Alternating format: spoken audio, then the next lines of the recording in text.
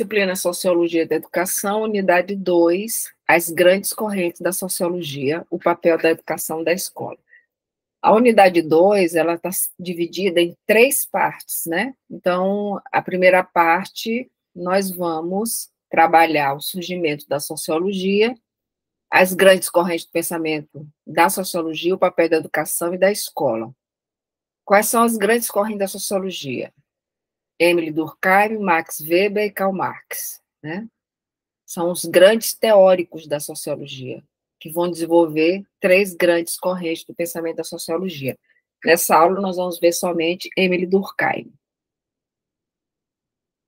Então, o contexto histórico do surgimento da sociologia. Como eu falei na aula, na aula da unidade 1, a sociologia ela surge no século XIX, no contexto da Revolução Industrial e da Revolução Francesa.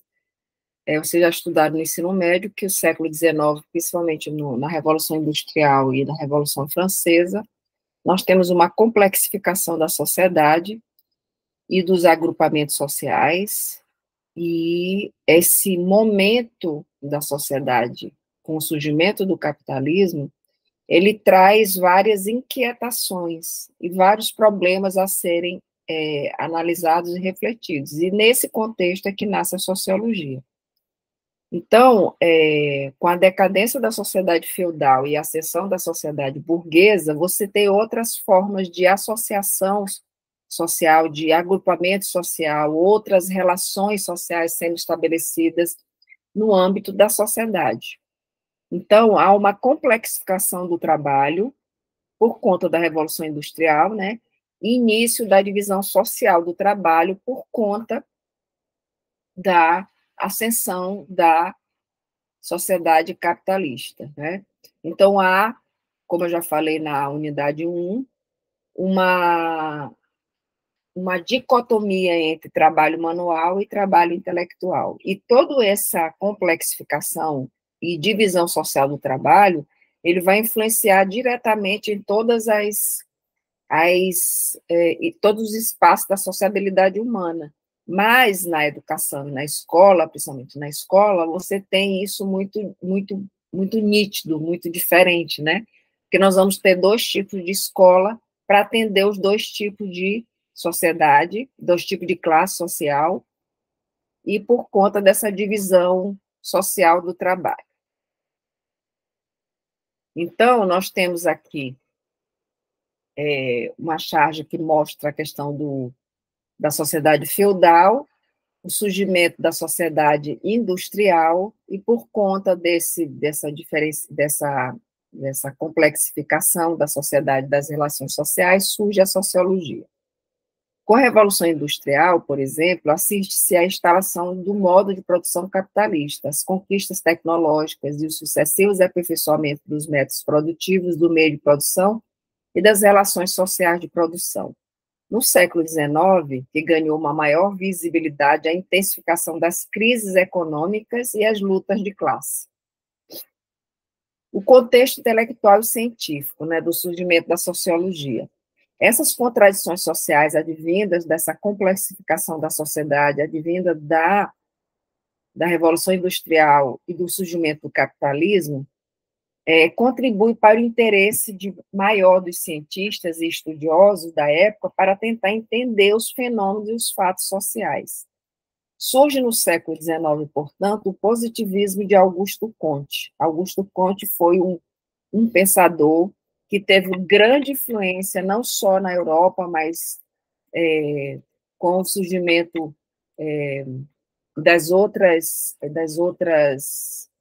de outras cidades, de outros países, ele também teve uma grande influência, inclusive influência aqui no Brasil. O pensamento dele foi influente aqui no Brasil. Então, no final deste século, do século XIX, Émile Durkheim estabelece a sua consolidação como disciplina acadêmica, ou seja, Émile Durkheim estabelece a consolidação da sociologia como uma disciplina acadêmica. Então, Augusto Comte é considerado o pai da sociologia.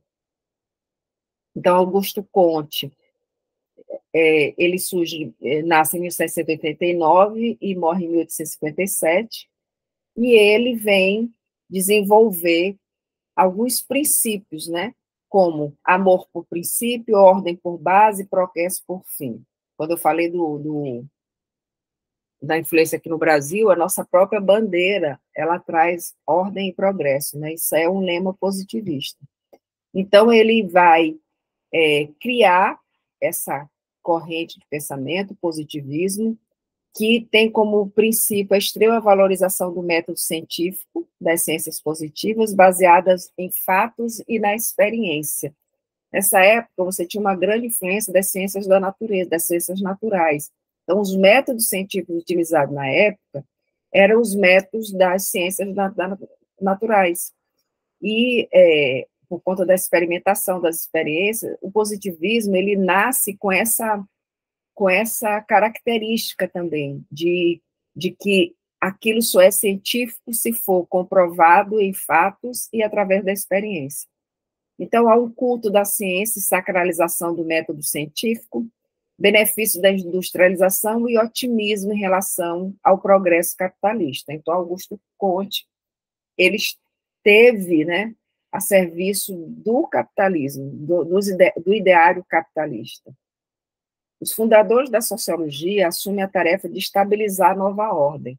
Comte, entre os pensadores da época, é também muito claro quanto a essa questão. Para ele, a nova teoria da sociedade, ou seja, a nova ordem é a ordem capitalista, denominada por ele de positiva, deveria ensinar os homens a aceitar a ordem existente, deixando de lado a sua negação.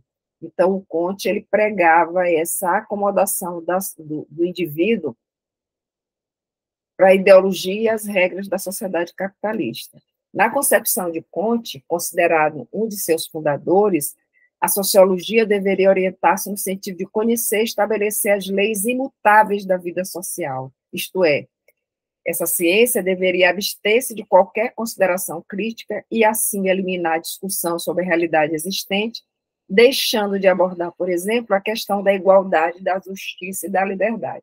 Se ele era um defensor do capitalismo, claro que ele não pensou em refletir ou fazer a crítica à ordem vigente, que era a ordem capitalista. Então, a Bittencourt vai dizer, a sociologia é a ciência social que estuda as relações sociais e as formas de associação dos seres humanos, considerando as interações que ocorrem na vida em sociedade. A sociologia estuda os grupos sociais, a divisão da sociedade em camadas ou classes sociais, a mobilidade social, os processos de mudança, cooperação, competição e conflito.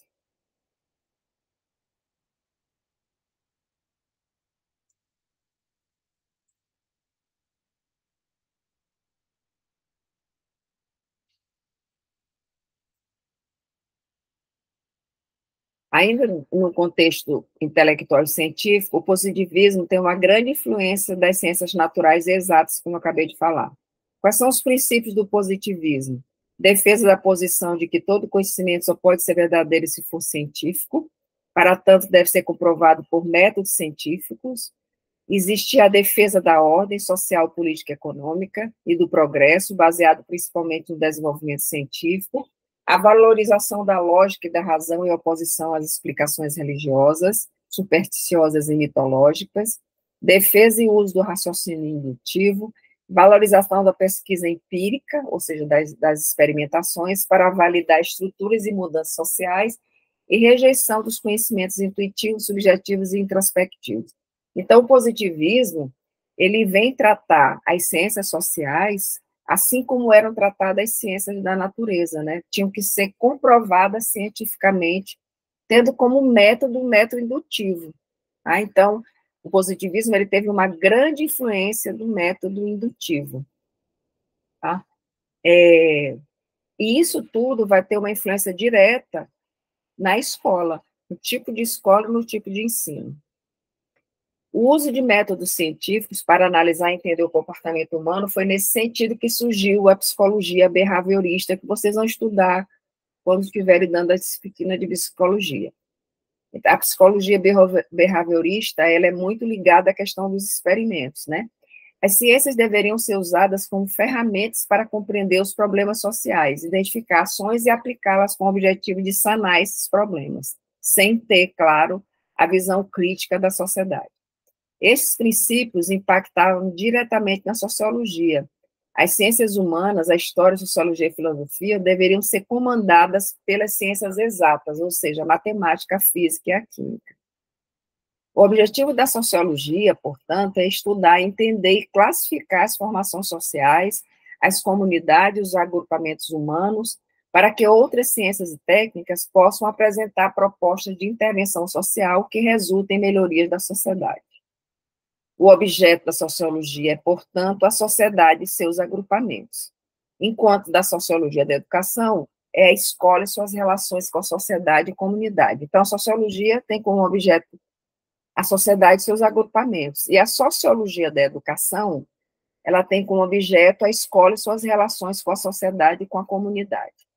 Então, toda vez que se fala em sociologia e fosse estudar, refletir sobre a sociologia da educação, o enfoque principal é a escola e suas relações.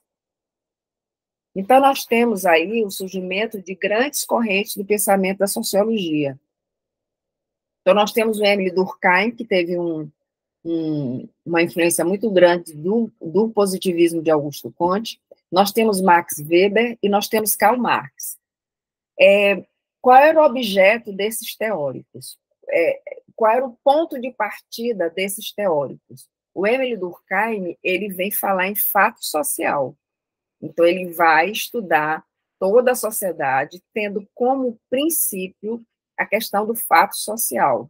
O Max Weber, ele vai partir do princípio da ação social. Como é que se dá a ação social? Enquanto o Émile Durkheim vai analisar, refletir o fato social, aqui tem um fato e eu vou estudar esse fato, o Max Weber, ele vai pensar na ação, de como é que isso acontece na sociedade. E Karl Marx, ele parte das classes sociais. O objeto da sociologia de Karl Marx eram as classes sociais. Então, esses três objetos aqui, eles vão ser importantes para entender a sociologia. Então, vamos falar de Émile Durkheim, né? Émile Durkheim nasceu na cidade de Épinal, na França, no dia 15 de abril de 1858 e faleceu em Paris em 15 de novembro de 1917. É considerado um dos fundadores da sociologia moderna. Émile Durkheim é o primeiro a teorizar sobre sociedade. Formula as primeiras leis da sociologia, dentre elas a lei do fato social. Fato social, para ele, é a maneira de uma sociedade agir, pensar ou sentir. Significa dizer que é um padrão de comportamento social. Quando nascemos, nós já encontramos agrupamentos sociais, e que se dão por uma forma de coerção social, regras e valores, para se chegar a um processo de coesão social. Então, todas as relações que a gente estabelece logo de início na sociedade, ela surge uma forma de coerção. Então, você, quando é criança, é passado para você regras e valores, o que você pode e o que você não pode fazer. Se você quebrar uma dessas regras, você vai ter as sanções, né? E depois que você incorpora essas regras, aí, o que a sociologia vai dizer? Que a partir do momento, que Émile Durkheim vai dizer, a partir do momento que você incorpora essas regras, você chega a um processo de coesão social, que você aceita aquelas regras e valores como sendo princípios que você deve levar em consideração para viver em sociedade. Aí ele vem trazer essa discussão sobre fato social, que é a maneira de sociedade agir, pensar ou sentir. Então, ele vai dizer que existem tipos de fato social. Existe o fato social normal e o patológico. O normal, aqueles fatos que são extrapolam, ultrapassam os limites dos acontecimentos mais gerais da sociedade. Reflete os valores e as condutas aceitas pela maior parte da população.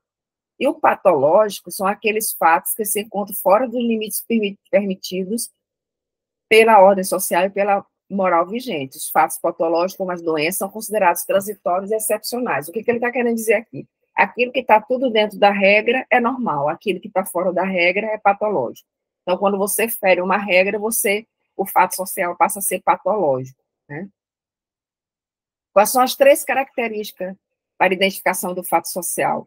O fato social ele precisa ter generalidade, exterioridade e coercitividade. O que ele quer dizer? Para que eu diga que aquilo ali é um fato social, ele precisa ter generalidade, ou seja, ele é comum à maioria de uma sociedade, ou seja, ele é coletivo ou geral. Ele precisa ter característica de exterioridade, que não depende do indivíduo para acontecer. E coercitividade é a pressão que a sociedade exerce sobre o indivíduo, ou seja, os indivíduos são obrigados a seguir o comportamento estabelecido pelo grupo. Então, essas são as características do fato social: generalidade, exterioridade e coercitividade. Então, vamos dar um exemplo aqui. O casamento, ele possui uma generalidade. A maioria das pessoas pensa em se casar. Vamos dar um exemplo aqui, né? Não estou dizendo que são todas, mas genericamente as pessoas pensam em se casar. O casamento possui exterioridade, pois tem algumas pessoas em nossa sociedade que não pensam em casar, mas nem por isso o casamento deixa de existir na sociedade. E o casamento tem coercitividade, pois as pessoas que não se casam em nossa sociedade, eles, digamos assim, sofrem algumas pressões sociais, né? Então, aqui tem um quadro que fala, eu quero que vocês leiam com mais cuidado, né? A questão das características do fato social, e aqui tem alguns exemplos, né? Quero que vocês deem uma lida com mais calma. Além do conceito de fato social, Durkheim cria também o conceito de solidariedade. É a solidariedade que mantém uma sociedade unida, é a ligação entre as pessoas. Pode ser mecânica ou orgânica. Aqui estão as características da mecânica e aqui da orgânica. A solidariedade mecânica é própria das sociedades tradicionais. A solidariedade orgânica é própria das sociedades complexas. Dentro da solidariedade mecânica, o trabalho é coletivo. Dentro das sociedades complexas, né, cada um tem o seu trabalho, mas dependendo um dos trabalhos um dos outros, né? Na solidariedade mecânica, a consciência ela é coletiva, acima da individual. E a solidariedade orgânica, a personalidade acima da consciência coletiva. E a solidariedade mecânica tem característica o direito repressivo, e, dentro da solidariedade orgânica, o direito restitutivo, né? A punição serve de punição ao indivíduo e pretende realocá-lo na sociedade. Basicamente nós vivemos hoje uma sociedade complexa. Então, hoje, nas sociedades complexas, o tipo de solidariedade comum é a solidariedade orgânica, né? E a mecânica, ela está muito próxima às sociedades mais tradicionais.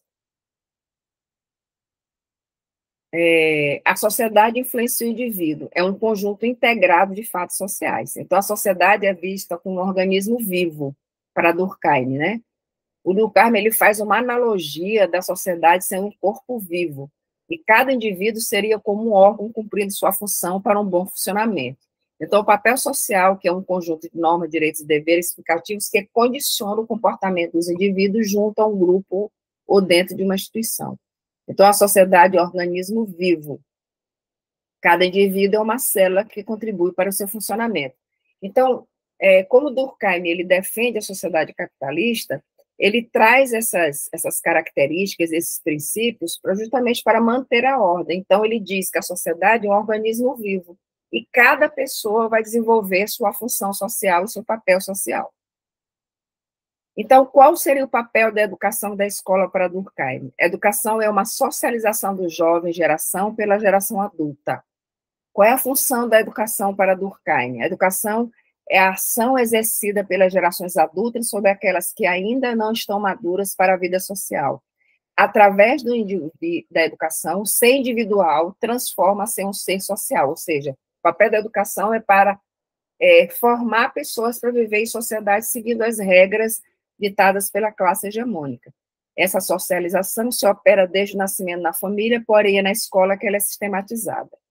Aqui tem um quadro que eu quero que vocês deem uma lida com calma, do Emile Durkheim, que são as influências, o que é consciência coletiva, o que é o método funcionalista, o que é um fato social, quais são os tipos de fato social que a gente já falou nos slides anteriores. Na próxima aula, na próxima parte 2 dessa unidade, nós vamos estudar Max Weber. Aqui as referências e bom trabalho.